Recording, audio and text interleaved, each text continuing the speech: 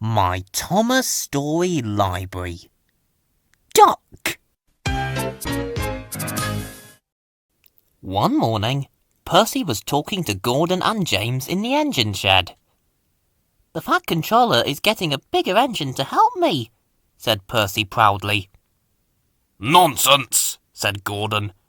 "We don't need a bigger engine." "You just need to work more and chatter less," said James. Percy sighed. "No one listens to me. They think I'm a silly little engine and order me about. I'll show them." But he didn't know how. Later that day, Percy brought some coaches to the station. "Hello, Percy," said the Fat Controller. "You look tired." "Yes, sir," replied Percy sadly. "I don't know if I'm standing on my dome or my wheels." "Cheer up, Percy," laughed the Fat Controller. "The new engine can do the work here alone. You can help Thomas and Toby build my new harbour." "Oh, thank you, sir," said Percy happily. The next morning, the new engine arrived. He was a Great Western engine. "What's your name?" asked the Fat Controller. "Montague, sir, but everyone calls me Duck, because they say I waddle," replied the engine. "I don't really, sir, but I like being called Duck." "Duck it is then," said the Fat Controller. "Percy, come and show Duck around." Percy and Duck got on well. Duck knew how to make the trucks behave, and soon they were almost finished. James, Gordon and Henry watched Duck quietly doing his work. "Let's have some fun," they whispered, and they wheeshed. "Quack, quack, quack." Percy was cross, but Duck ignored them. Then the engines began to order him about. "Do they tell you to do things, Percy?" asked Duck.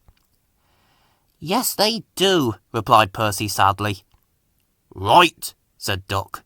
"We'll soon stop that nonsense." And he whispered something to Percy. "We'll do it tonight." That evening, the Fat Controller was just about to go home for tea when he heard a terrible noise. He hurried to the yard. Henry, Gordon and James were wheezing furiously. "Stop that noise!" bellowed the Fat Controller. "They won't let us in!" hissed Gordon. And the Fat Controller realised that Duck and Percy were sat calmly at the point outside the engine shed, refusing to move. The Fat Controller was very angry. "Duck, explain this behaviour!" he shouted. "Beg your pardon, sir," said Duck politely, "but these engines are giving us orders. Please can you inform them that we only take orders from you?" "Duck and Percy, you are causing a disturbance!" thundered the Fat Controller. "And as for you," he said, turning to the big engines, "you made the disturbance. Duck is quite right. This is my railway, and I give the orders." Henry, Gordon and James were very embarrassed. From then on, Duck worked well at the yard, and the Fat Controller was very pleased with him. One day, Duck was resting in the engine shed when the Fat Controller arrived. "Would you like to have a branch line of your own?" he asked. "Yes, please, sir," Duck replied excitedly.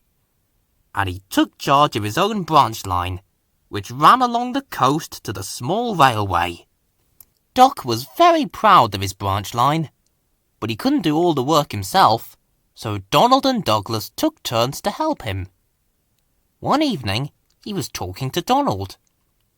"You don't understand how much the Fat Controller relies on me," said Duck proudly. "I'm a Great Western and—" "Quack, quack, quack," interrupted Donald. "You sound like you laid an egg. Now let an engine sleep." "Quack yourself," said Duck indignantly. The following morning, Duck spoke to his driver. "Donald says I quack as if I laid an egg," he said. "Let's play a joke on him to teach him a lesson." "I have an idea," laughed his fireman. and he whispered something to Duck and his driver. That night, when Donald was asleep, Duck's driver and fireman put something into Donald's water tank. The next morning, when Donald stopped for water, he found an unexpected passenger aboard. A little duckling popped out of his water tank. His driver and fireman could hardly believe their eyes. But Donald smiled. "I know who's behind this," he laughed. And Donald told them what had happened in the shed. The duckling was tame. She shared the driver and fireman's sandwiches and rode in the tender. But as the day went on, she grew tired of travelling and hopped off at a station, where she stayed. Before they reached home, Donald and his driver and fireman made a plan. That night, they were very busy, and when Duck's crew arrived in the morning, they made a surprise discovery. "Look, Duck!" they laughed. "There's a nest with an egg in it under your bunker."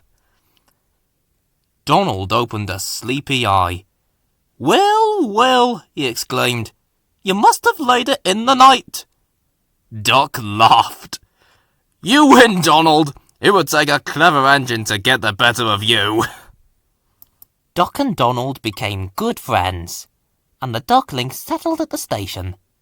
She lived in a pond nearby, but she always flew back to the station to welcome the engines.